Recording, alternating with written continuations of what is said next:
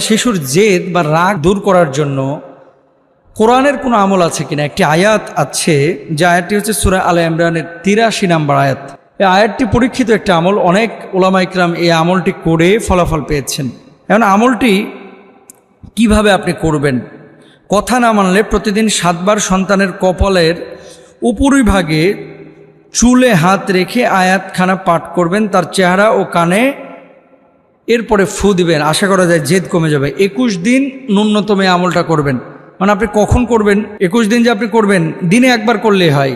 আর যদি আপনার সময় থাকে, আপনি দিনে ৫ ওয়াক্ত নামাজের পরে নামাজ পড়িয়া আপনি এই আয়াতটা, এই যে চুলের কাছে আপনার হাতটা রেখে আয়াতটা পাঠ করে চেহারাতে ফু দিবেন এবং কানের মধ্যে ফু দিবেন। আফা গয়রা দিন ইল্লাহি ইয়াবগুনা ওয়ালাহু আসলামা মান ফিস সামাওয়াতি ওয়াল আরদি তাওআন ওয়া কারহা ওয়া ইলাইহি ইউরজাউন। সূরা আলে ইমরানের ৮৩ নম্বর।